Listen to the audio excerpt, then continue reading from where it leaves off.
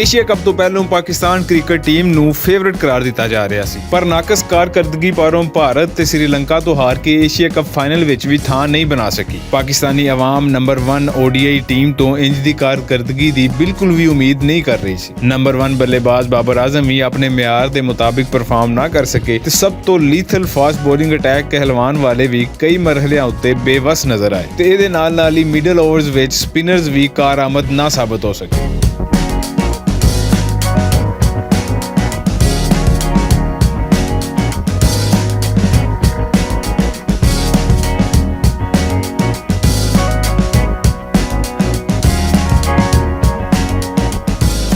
ਹੁਣ ਇਸ ਟੀਮ ਵਾਸਤੇ ਅੱਗੇ ਵੱਡਾ ਇਮਤਿਹਾਨ ਭਾਰਤ ਅੰਦਰ ਕ੍ਰਿਕਟ ਵਰਲਡ ਕੱਪ ਦੀ ਸੂਰਤ ਵਿੱਚ ਆ ਰਿਹਾ ਹੈ, ਜਿਹਦੇ ਵਿੱਚ ਕਪਤਾਨ ਬਾਬਰ ਆਜ਼ਮ ਸਮੇਤ ਫਾਸਟ ਬੋਲਰਸ ਤੇ ਖਾਸ ਤੌਰ ਉਤੇ ਸਪਿਨਰਸ ਉਤੇ ਵੱਡੀ ਜ਼ਿੰਮੇਵਾਰੀ ਹੈ ਕਿ ਉਹ ਚੈਂਪੀਅਨ ਹੋਣ ਦਾ ਸਬੂਤ ਦੇਣ ਤੇ ਟੀਮ ਨੂੰ ਤਗੜੀਆਂ ਟੀਮਾਂ ਦੇ ਖਿਲਾਫ ਕਾਮਯਾਬੀ ਦਿਵਾਉਣ।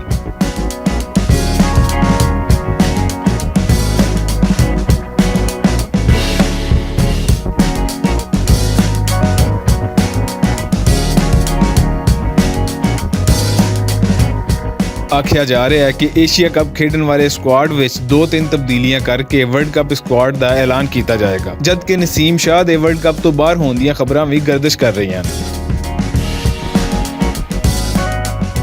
ਇਨ੍ਹਾਂ ਹਾਲਾਤ ਵਿੱਚ ਅਹਿਮ ਸਵਾਲ ਇਹ ਹੈ ਕਿ ਸ਼ਾਹੀਨ, ਹਾਰਿਸ ਤੇ ਜ਼ਮਾਨ ਖਾਨ ਤੋਂ ਬਾਅਦ ਚੌਥਾ ਫਾਸਟ ਬੌਲਰ ਕੌਣ ਹੋਏਗਾ? ਕੀ ਮੁਹੰਮਦ ਆਮਰ ਦੀ ਟੀਮ ਵਿੱਚ ਵਾਪਸੀ ਮੁਮਕਿਨ ਹੈ? ਇਹਦਾ ਫੈਸਲਾ ਤੇ ਹੁਣ ਸਿਲੈਕਸ਼ਨ ਕਮੇਟੀ ਕਰੇਗੀ, ਪਰ ਪਾਕਿਸਤਾਨੀ ਆਵਾਮ ਭਾਰਤ ਵਿੱਚ ਹੋਣ ਵਾਲੇ ਵਰਲਡ ਕੱਪ ਵਿੱਚ ਆਪਣੀ ਕ੍ਰਿਕਟ ਟੀਮ ਤੋਂ ਚੰਗੀਆਂ ਉਮੀਦਾਂ ਲਾਈ ਬੈਠੀ ਹੈ।